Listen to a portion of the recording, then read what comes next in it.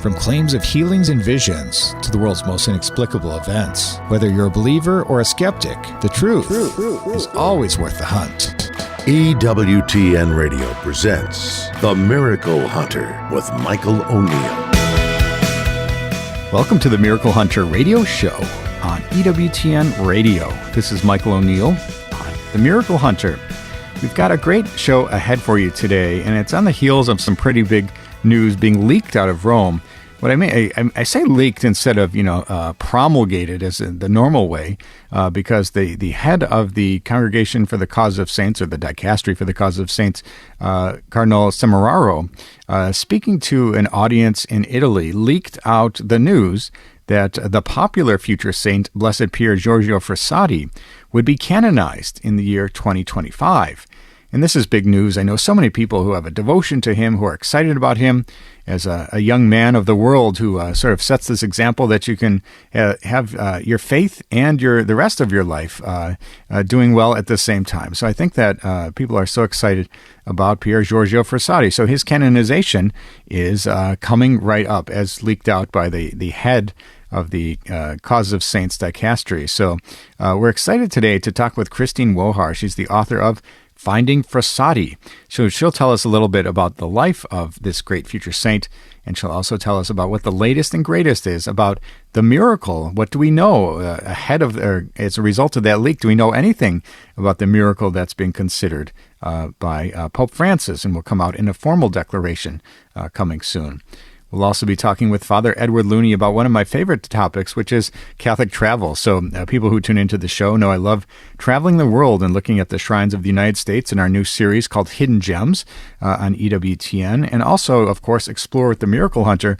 I travel to the shrines of the world, and we bring those stories back to you on EWTN television. And so Father Edward Looney, he's a kindred spirit, you might say, who has traveled the world and the United States. So he's got a brand new book called Places of Grace, Travel Memoir. So we'll be talking to him about, we'll be comparing notes a little bit on places we've been and some of the great places of miracles that he's been to. So stay tuned for that one. If you're interested in checking out that show, Explore with the Miracle Hunter, coming up on May 11th at 6 p.m. Eastern Time, is San Giovanni Rotondo. That's Explore episode where I look at the great miracle-working Saint Padre Pio. And we journey to Italy to meet the man known worldwide for healing miracles by location and exhibiting the wounds of Christ in the stigmata. This is one of my favorite episodes, and of course, he's one of the greatest miracle-working saints in history, so that's a fun episode to check out. So that'll be on the 11th of May at 6 p.m. Eastern Time. And also coming up, They Might Be Saints, Sister Marie de Mondac Grance. That's coming up on May 8th at 9 a.m. Eastern Time. And it's the fascinating story of Sister Marie de Mondac Grance. Follow her extraordinary efforts to locate the house of Mary, the mother of Jesus, as she travels to Ephesus, Turkey, to bring this treasure back to the Catholic Church. And that's one of my favorite episodes, one of the very early episodes we did of They Might Be Saints. So it's coming back around on May 8th at 9 a.m. Eastern Time, so check that one out.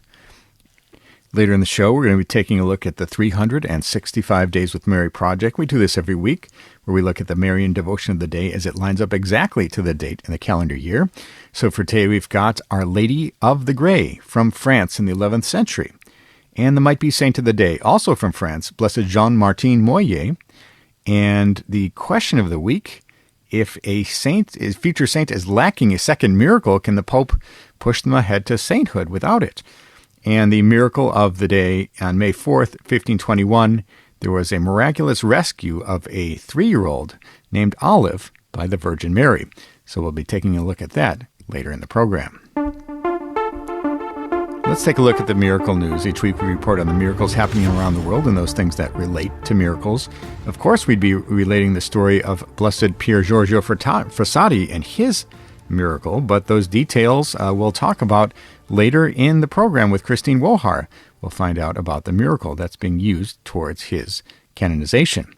But there was a story coming out of Nebraska. The quote, or the title of the article is, "It's a Miracle. A wife and son lay over quadriplegic man in an upstairs bedroom as a tornado strikes Elkhorn, Nebraska home."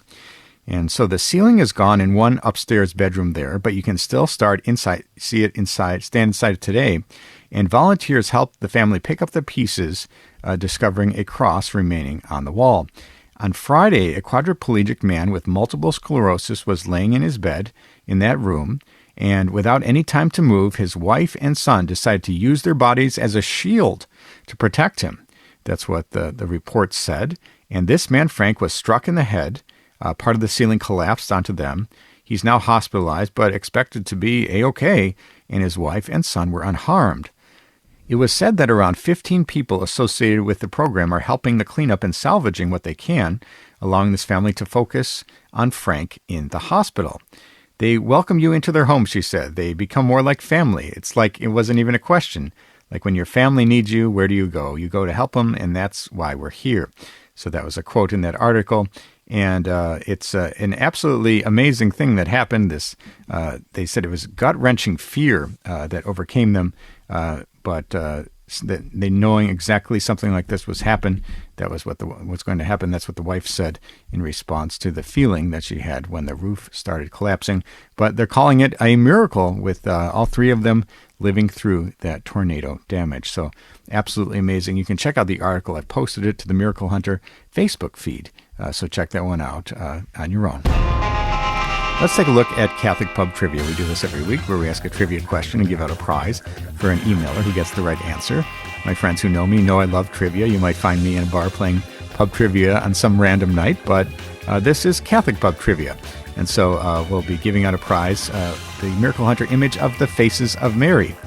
And so the question from last week was, what American saint or blessed had the most recent miracle approved by Rome? That answer was Father Michael McGivney, with the miracle of Mikey Shackle, who was cured of fetal hydrops. I had the honor of meeting Mikey Shackle and his parents when we did the episode of They Might Be Saints about Father Michael McGivney. So what an amazing story. This child with basically a 0% chance of survival now is walking and talking just like any normal boy. So very exciting miracle. And that was the latest of the miracles from America that have been approved by Rome. In this week's question, we're talking today with Father Edward Looney about his travel to shrines all around the world. And the question for this week is, name the 4 popes who have traveled outside of Europe. Again, that question is, name the 4 popes who have traveled outside of Europe. If you think you know that answer and want to win the prize, the image of the Faces of Mary, send me an email to miraclehunter@EWTN.com or questions@miraclehunter.com, and we'll see who's the fastest with the correct answer. We need to take a short break, but when we come back, we're going to be talking with Father Edward Looney, author of Places of Grace, about his travel to shrines around the world. Stay with us for that. Now, back to the Miracle Hunter on EWTN. Here's Michael O'Neill.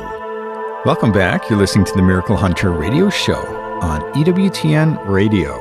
This is Michael O'Neill. I'm the Miracle Hunter. People who tune into this show or tune into my EWTN series called Explore with the Miracle Hunter, which airs every Saturday at 5 p.m. Central Time, know that I love to travel the world and I love to see shrines all over the world. And my new series called Hidden Gems, which I am not the host of, but the executive producer of, that's another series which touches on the shrines of the United States, those hidden gems, those places that people didn't even know were in their own backyard.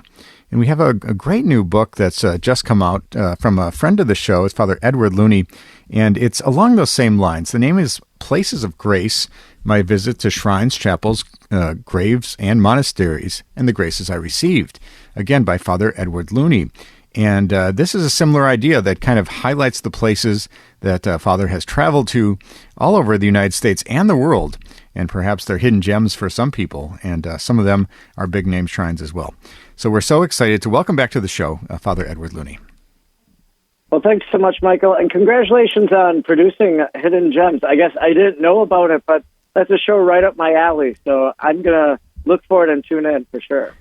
Yeah, absolutely. That's a brand new series that's just sort of on its way out on its way out to the airwaves, I should say, on EWTN. So we'll see more episodes airing throughout the year. But I think we both share this kind of love of shrines and travel and perhaps pilgrimage, because it's not just it's not just all fun and sun to go to the beautiful places of the world and see the shrines there. There's an actual spiritual component to it, and I think that that's very important. And you reveal that in your book, My Visits to Shrines, from Places of Grace is the title.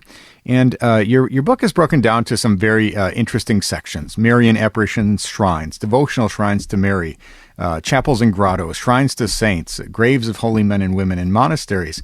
You have them laid out very nicely in the book. And of course, this being the Miracle Hunter radio show, we love talking about Marian apparitions. So talk a little bit about your worldwide travels and some of the places you've chosen to visit. Yeah, so especially when it comes to the Marian apparition sites, I've visited more than what I wrote about. I just did kind of a smattering of apparitions that I thought, you could write something about, but also just that there was a received grace that was easily nameable. And, one of the things I realize is that as I write about my experiences at these holy places is that what I receive from God as a grace might not be the same grace that you receive. And so God is pouring out his grace. He's giving these gifts to us when we visit these holy places. And there are places that have a singular grace. So there's the Shrine of Our Lady of La Leche, not an apparition site, but the grace of that place is conception. For couples struggling with fertility, lots of people go there, they ask Mary's intercession, they receive that grace. So there's a singular grace. And I think about Champion, Wisconsin, for example, the Marian apparition received by Adele in 1859. And so if you think about the apparition, the story, the shrine itself, well, I think that a singular grace of the shrine might be conversion. Mary says, I'm the Queen of Heaven who prays for the conversion of sinners. So it could be a place you go to pray for the conversion of loved ones.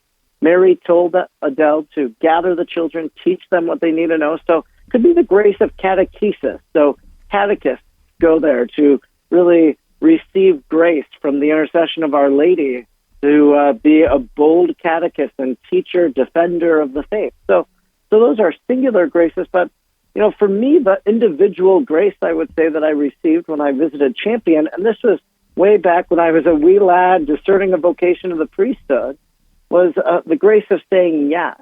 Because the shrine had been important to me growing up. I went there in 8th grade. It was actually the place where I remember, I would call it the place of my first pilgrimage ever in life. Wow. So go there on my pilgrimage as an 8th grader.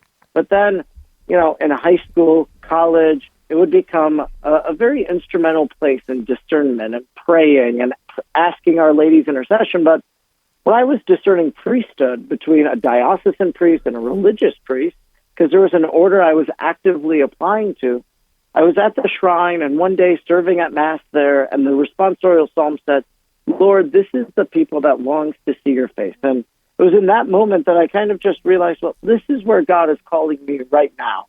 And this is the people that I know, and I think this is where my call is, to diocesan priesthood. So for me, I would say that the grace of the shrine for me was the grace of saying yes. I said yes to the calling to the priesthood, of going to the seminary and all of that. And you know what? It's a place where when I return, sometimes I go when I'm at kind of a crossroads and discerning something. And so I pray for that grace of saying yes to what God's will is. And that's exactly what Adele did throughout her life, too. She did God's will, and she said yes to what Our Lady asked, and she said yes to the Lord. Absolutely. We're talking today with Father Edward Looney about his brand new book, Places of Grace, My Visits to Shrines, Chapels, Graves, and Monasteries, and the Graces I Received. And that's available on Amazon. And of course, I love visiting these shrines related to Marian apparitions and the devotional sites related to Mary as well. But in your book, you also have a few locations that we might say have some connection to miracles. And that's always an interest of mine as well. And there's a place in Santa Fe, New Mexico, in which you highlight some miracles, the grace of miracles. Tell us a little bit about the Chapel Chimayo in Mexico, New Mexico. Oh, so I actually, I have in mind, and so I know what you're speaking of. that special place with the dirt, and I've been there. But kind of for me, when I think of Santa Fe, I always think of and maybe it's Albuquerque, the staircase of St. Joseph and the convent there.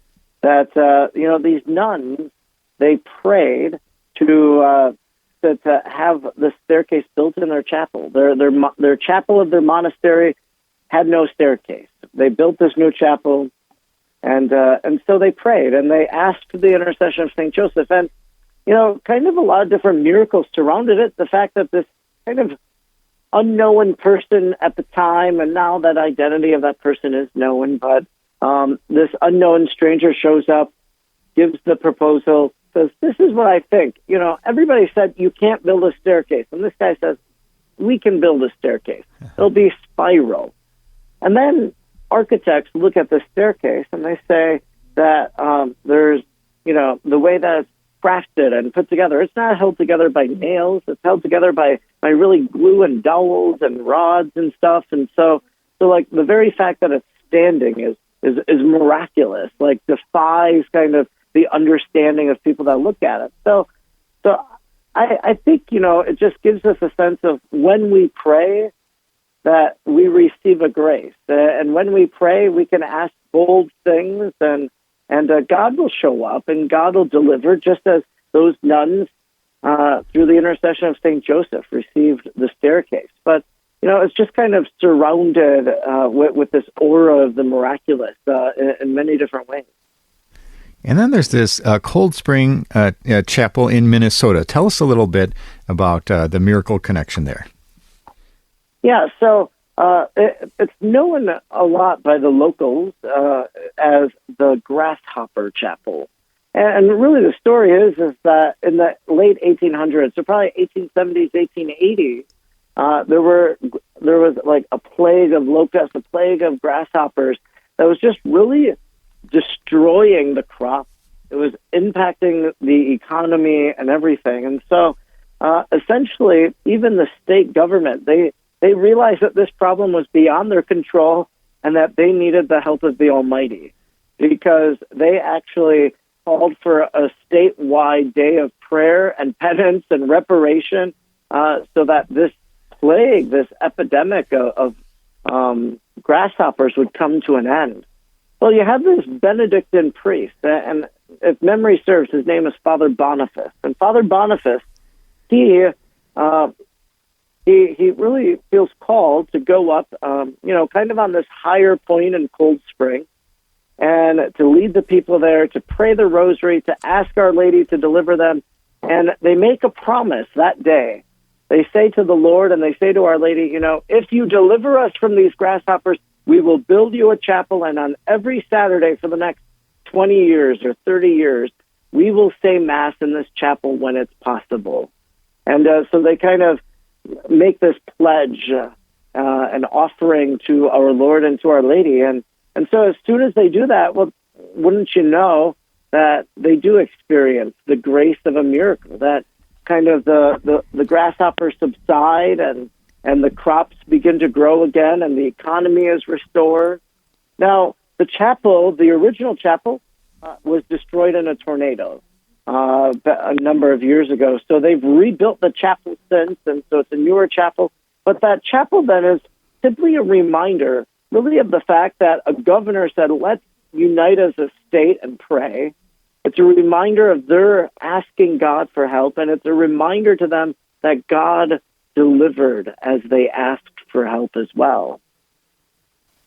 Absolutely. Yeah, it's what a fascinating miracle story. There's miracles of all sorts, as we know, Father, happening all around the world. What a fascinating story. And as we wrap up the interview today, I notice under your section of graves of holy men and women, of course, I'm a Chicago guy myself, so was excited to see you featuring Mother Maria Kaupas, and that is somebody that we featured on an episode of They Might Be Saints on EWTN. Tell us a little bit your motivation for going to that Lithuanian order of nuns. Yeah, so, I was educated down on Mundelein, and so my familiarity with the Sisters of St. Casimir even predates that, because there was a Benedictine monk where I went to seminary at Conception Abbey, Father Samuel, and he grew up in the Lithuanian village, was Lithuanian in his heritage, and so he had a great love for the Sisters of St. Casimir. So Father Samuel would take us on a senior pilgrimage, and essentially it was to St. Louis, and then he took us to Chicago. Basically, see two different seminaries, see holy sites. For Chicago, it was really a homecoming for him, too, to go home, see the places of his childhood, things like that. But so he had a great love for the Sisters of St. Casimir. And I remember when we were at the seminary in St. Louis, he didn't want to celebrate at Mass. He wanted to say his own Mass and offer his own attention for the sisters. So, and I participated in that private Mass that Father Samuel celebrated. Not everybody did. Others went to the community Mass at the seminary. And so I guess it just spoke to me about his great love for these women religious and the impact that they made in his life. And we ended up staying at the convent when we went there, back on that senior pilgrimage of seminary. And so Father Samuel introduced me to Venerable Maria Kappas. And, kind of not a story that I remembered, but I always wanted to get back there. And I never did during my time at Mundelein. It wasn't, for 11, 12 years later that I got back. But finally I went, and it just so happened to be the Feast of St. Casimir. But, for me, it was the fact that someone else introduced me to who this person was. And so because he took me there so many years ago, I was able to return, and I was able to pray there and just kind of revisit and walk down that memory lane, but also learn more about this venerable sister and be able to share her story so that others might be inspired by her life and her witness of a consecrated life.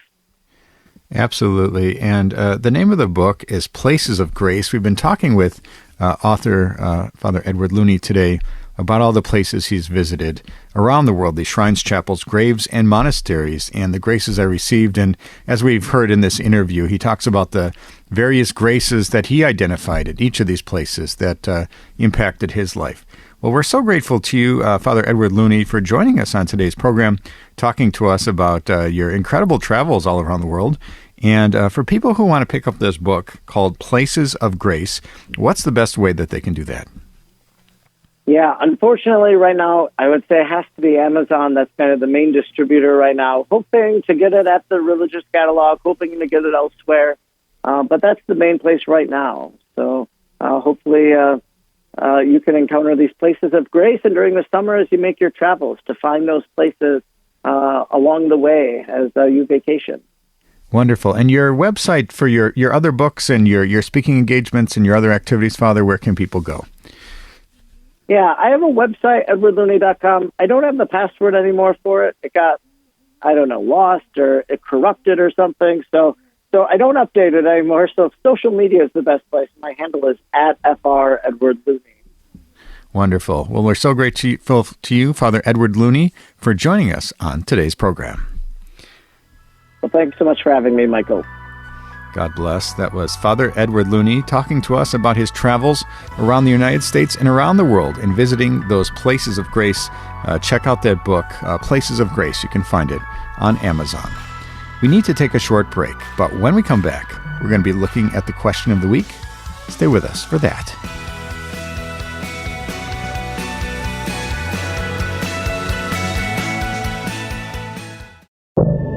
Now, back to the Miracle Hunter on EWTN. Here's Michael O'Neill.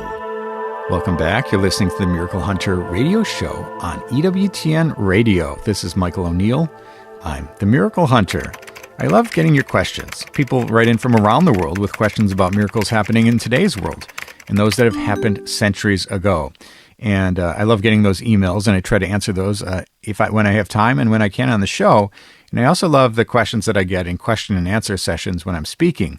So I speak something like 10 to 20 times a year at different Catholic shrines or parishes or events, conferences. And so I've been talking a lot about Eucharistic miracles these days. So if your shrine or your church or your conference needs a speaker about Eucharistic miracles, go to my website, miraclehunter.com, and click on the Contact tab. You can get a hold of me that way. And we had a great question coming in through email this past week. It was, Dear Miracle Hunter, can the Pope override the need for the second miracle in a canonization? Thank you, Larry. Well, thanks, Larry, for your question, and it's a good one.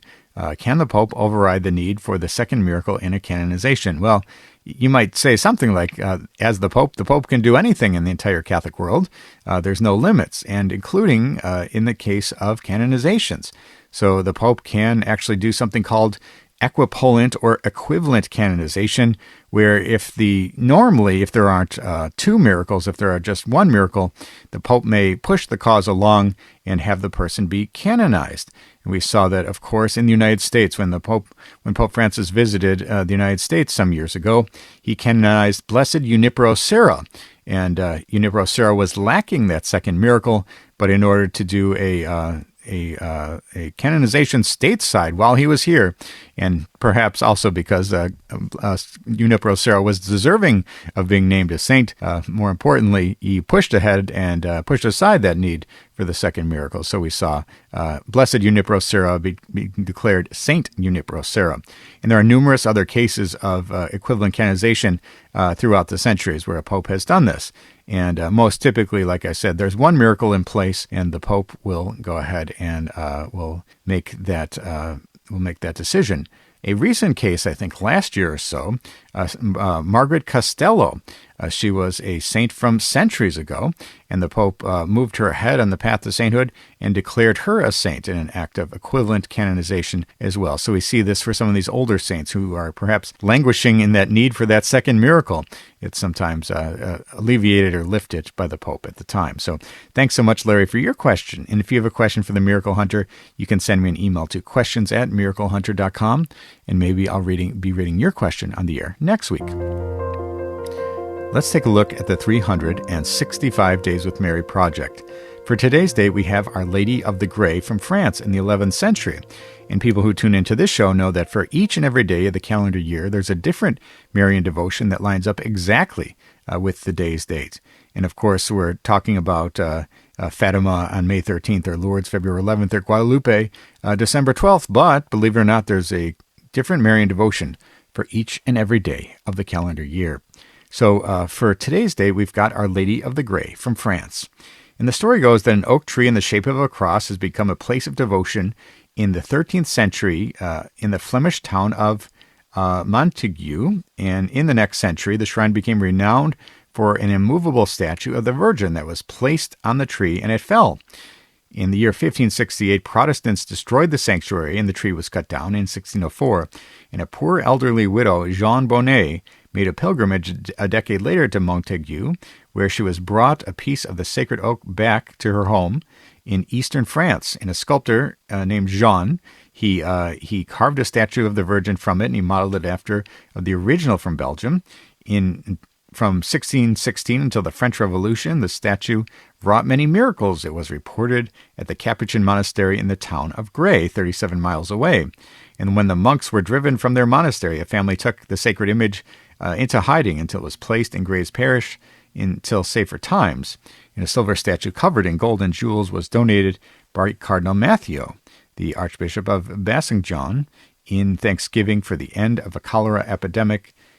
He dedicated the image on May 4th, 1851, at a ceremony attended by many priests, faithful, and with the artillery there and a bell salute. And from then on, the Feast of Our Lady of the Grey was celebrated in that parish with a procession every May 4th. And so that is Our Lady of the Grey from France in the 11th century. For more information on this fascinating devotion, or any of the hundreds of other Marian devotions that line up to every day of the calendar year, you can go to 365dayswithmary.com, or you connect to the Facebook page with over 10,000 followers, or you can download the free app from the Apple iOS App Store. So you can connect to that and download the free app, 365 Days with Mary, Marian Calendar. Let's take a look at the miracle of the day. We do this every week, where we try to find a miracle that lines up exactly to the day's date. On May 4th, in the year 1521, in the place of Cori, Italy, in the title of Our Lady of Salvation, with a visionary Olivia Lanese at the age of 3. And this sanctuary is the place where the Madonna went to rescue a 3-year-old girl named Olive, or Olivia, during a storm, and who was found only after 8 days.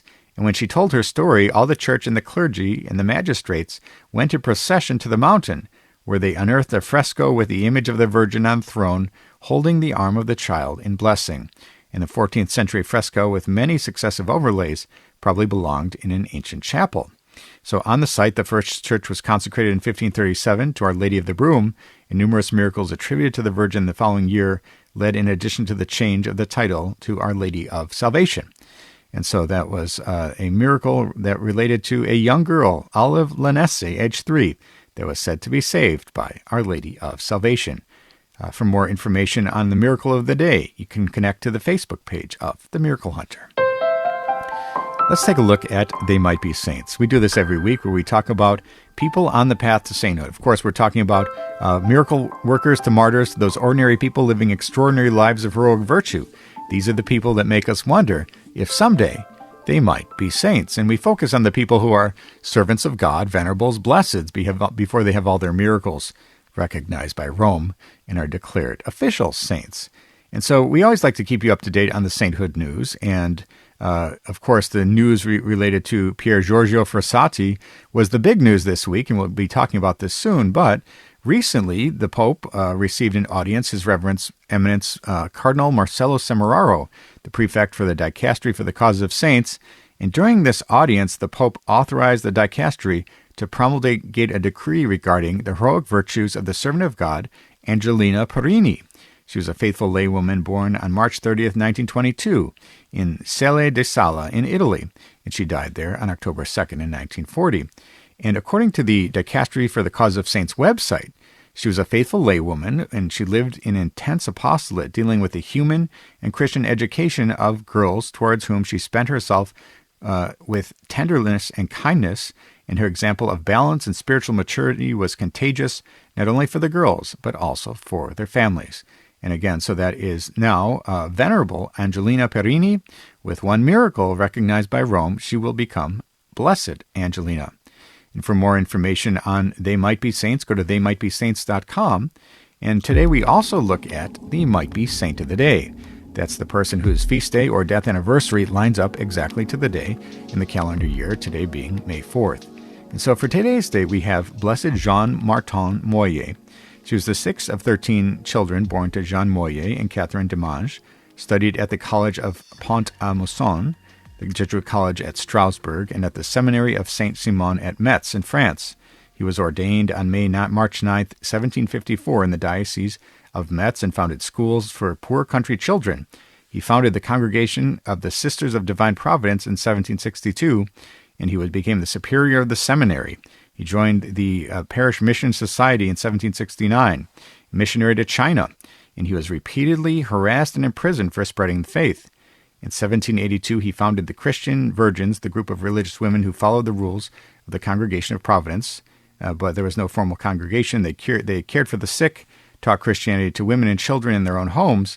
With his health failing, Father Moyer returned to France in 1784, where he resumed direction of the Sisters of Divine Providence, and he preached at missions in Lorraine and Alsace in France. He was exiled from France in 1791 as part of the French Revolution, and he and the sisters moved to Trier. And when French troops captured the city, typhoid fever broke out, and he and the sisters devoted themselves in hospital work, where he died of the disease himself. What an incredible life.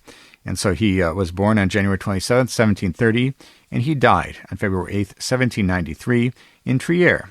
He died of typhoid fever. And he was declared venerable by Pope Leo XIII in 1891, and Pope Pius XII beatified him in 1954 on November 21st. With one miracle, Blessed Jean Martin Moyer will go on to become Saint Jean Martin. And if we want to follow the series They Might Be Saints, which airs every week on Wednesdays at 9 a.m. Eastern Time, this week's episode of Sister Marie de Montgrance looks at the fascinating story of Sister Marie de Montgrance, and we can follow her extraordinary efforts to locate the house of Mary, the mother of Jesus, as she travels to Ephesus, Turkey, to bring this treasure to the Catholic Church. Again, we'll be looking at the life of Sister Marie de Montgrance on the next episode of They Might Be Saints. We need to take a short break, but when we come back, we're going to be talking with Christine Wohar, the author of Finding Frassati, about the news of the impending canonization of Pier Giorgio Frassati. Stay with us for that. Now, Back to the Miracle Hunter on EWTN. Here's Michael O'Neill. Welcome back. You're listening to the Miracle Hunter radio show on EWTN Radio. This is Michael O'Neill. I'm the Miracle Hunter.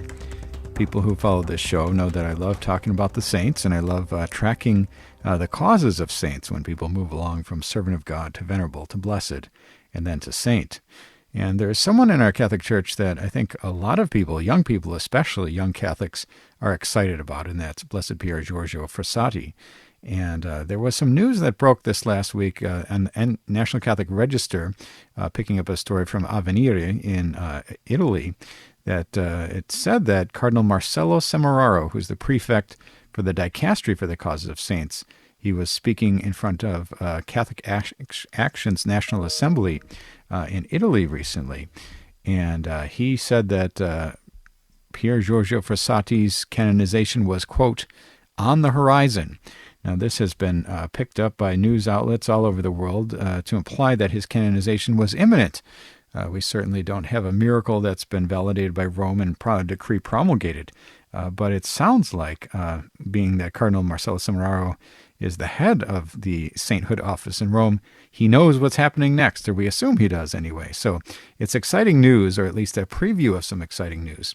And we're so excited today because we're joined today by Christine Wohar. She's the executive director of Frassati USA and author of the book Finding Frassati. We welcome back to the program today, Christine Wohar. Thank you.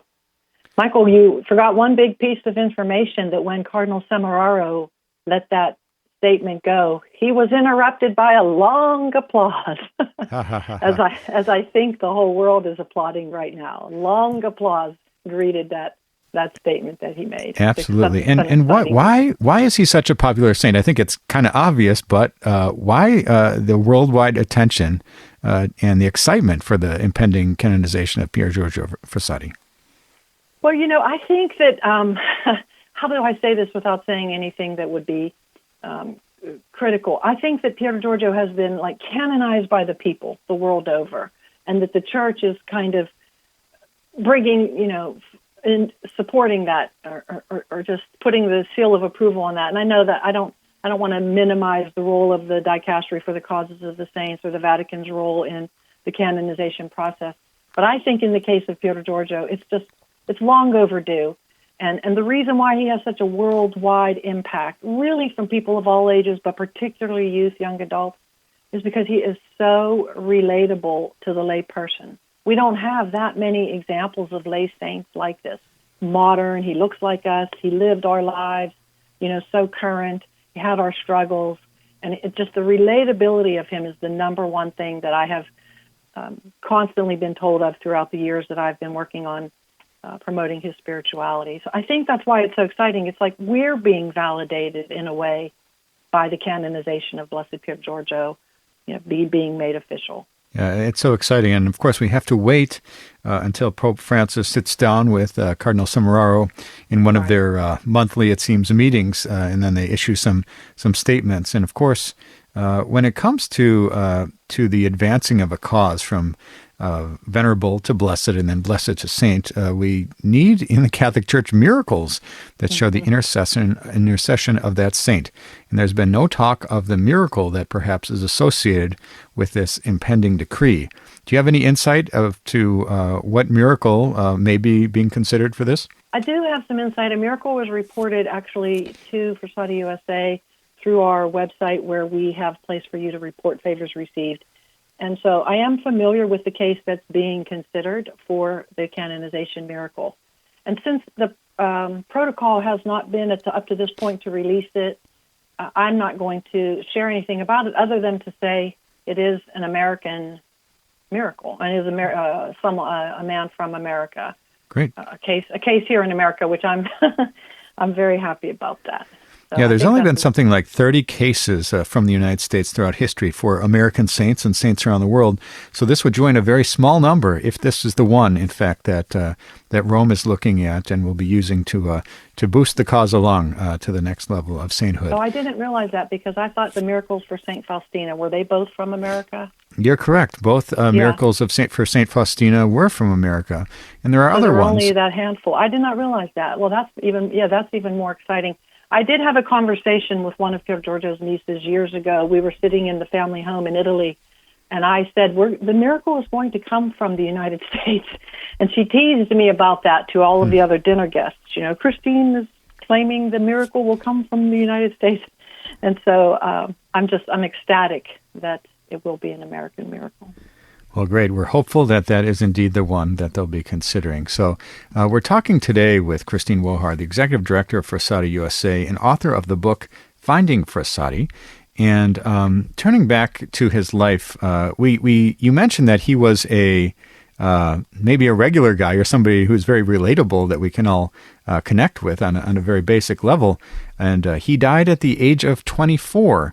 And so these young saints, you might say, always catch the attention of the Catholic faithful. But he was, we talk about him being an outdoorsman, climbing mountains, but he was really known as a Third Order Dominican for reaching out in a charitable way to others. Talk a little bit about those things, and to me, this separates him from the average guy or the regular guy. He really he lived out all the Beatitudes, as John Paul II said. What did Pier Giorgio do in his life of reaching out to others? Yes, I think that he had really the grace of just a great charism of charity, because throughout his life, even as a young boy, there's famous stories of a poor woman that knocked on the door when he was a young boy, and she was a beggar, and he saw that she had a child with no shoes, and he took off his own shoes to give to her.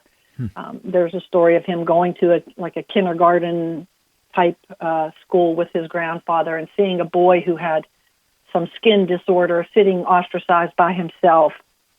And Pier Giorgio went and sat by him and shared his soup, one scoop for you, one spoon for you, one spoon for me, basically just to not have that boy be isolated. And this went on and progressed throughout his life. So we like to say that he had, just a crescendo, like more of a crescendo throughout his life in his works of charity. Pier Giorgio said, what would life be without acts of charity? And it was really more his Vincentian spirituality. Although he was a lay Dominican, when he was in high school, he was introduced by the Jesuit fathers, actually, because he had so many spiritual influences, the Salesian fathers, the Jesuit fathers, Dominicans. And so he became a member of the St. Vincent de Paul conference there as a teenager when the World War I soldiers were returning from the war, and he saw how devastated some of them were, their lives, their physical health, and so on.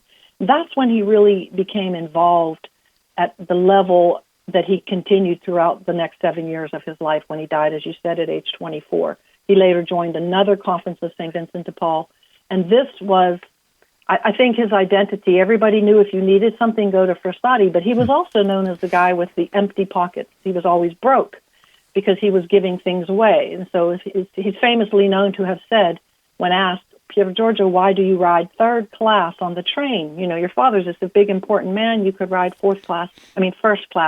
But his answer was he rode third class because there was no fourth class.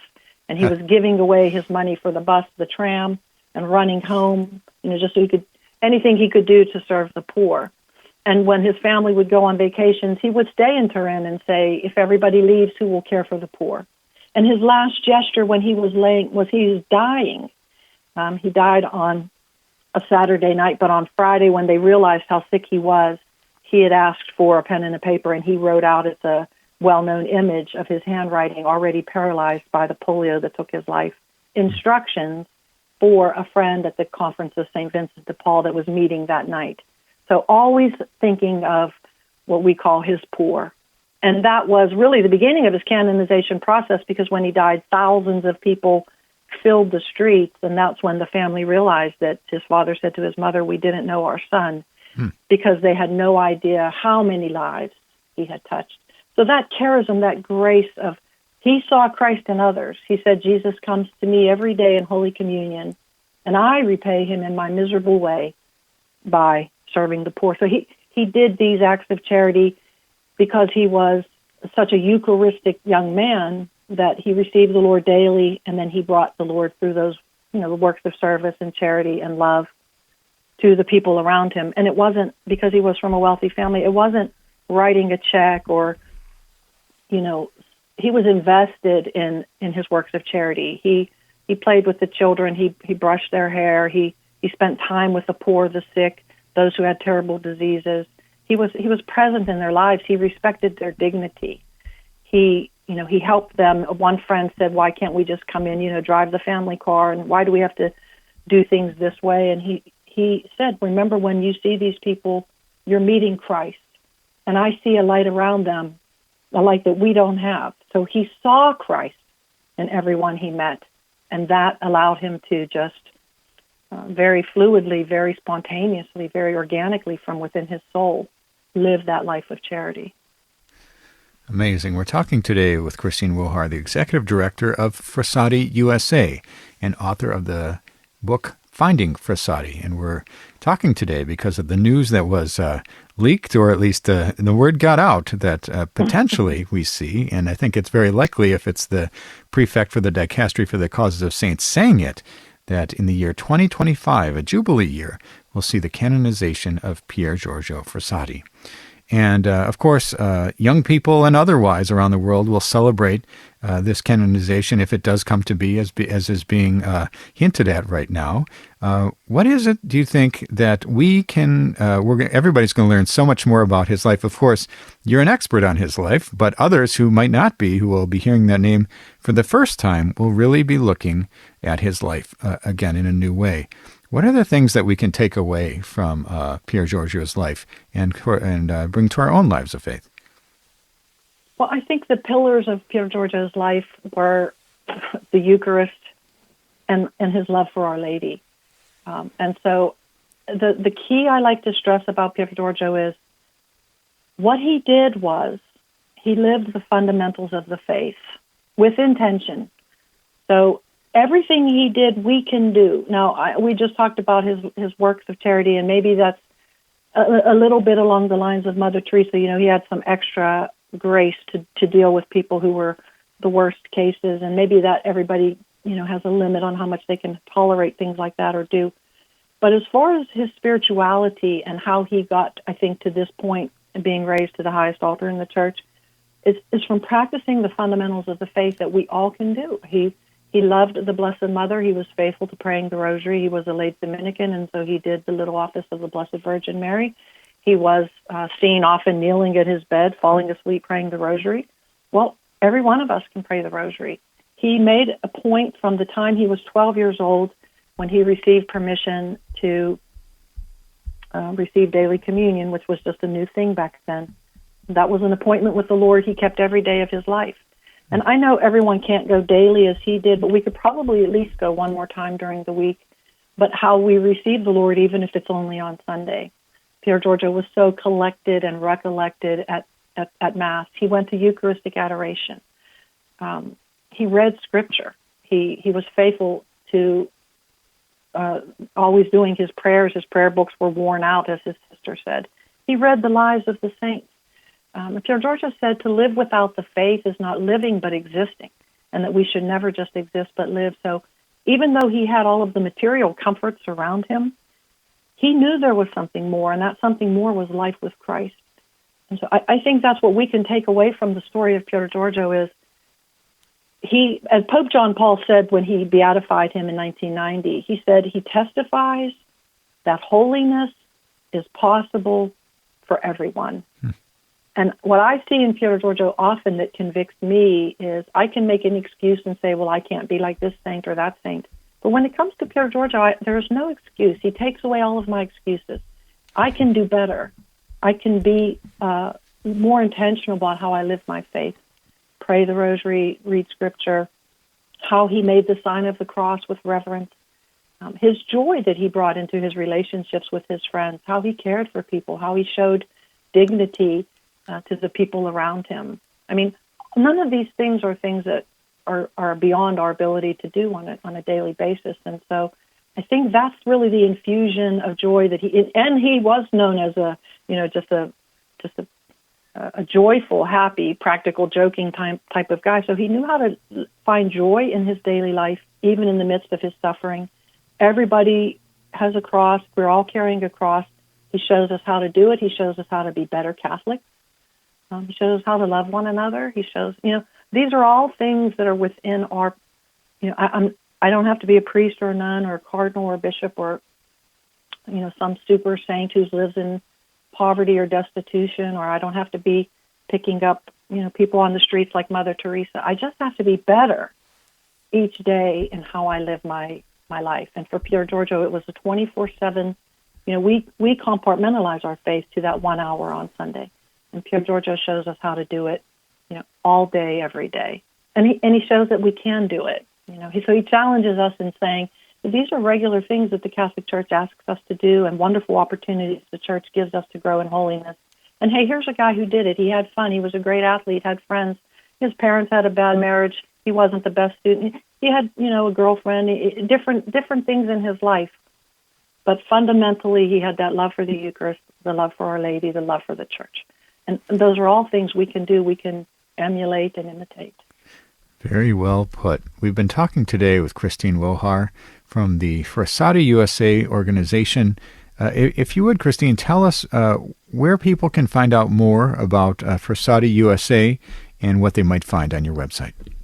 Sure. The website is frassatiusa.org. And what you'll find there is just a lot of information about Blessed Pier Giorgio. What Frassati USA tries to do is provide the most accurate information, because there's a lot of misinformation out there for some reason. And so you'll be able to learn a lot. And I'm actually excited to tell you that we're about to start a new initiative, which was in the planning, but now is perfectly timed. It's called Team Frassati. And this will be more of like an online community for people all around the world, because I do hear from people all around the English-speaking world who have a love for Pier Giorgio, but they have no group around their area or no way to be a part of something. So we are all going to journey together toward this great moment of canonization together through Team Frassati, and that information is going to be released very soon. So frassatiusa.org, it's really everything that we can think of from time to time to put there to learn about his life and his family. And I did just want to add one other thing. The Bishop of Biella is the region of Italy where Pier Giorgio's family has a summer home.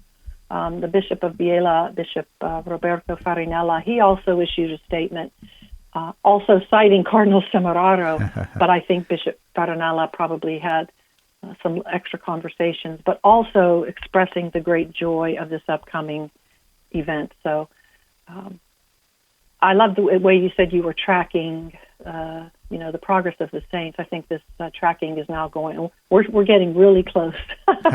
We're getting really close, and it's coming from more and more official sources. And so, So anything that we can find out, we'll have there at frassatiusa.org, and from there you can get to our Facebook and Instagram, and YouTube pages, and all of those things.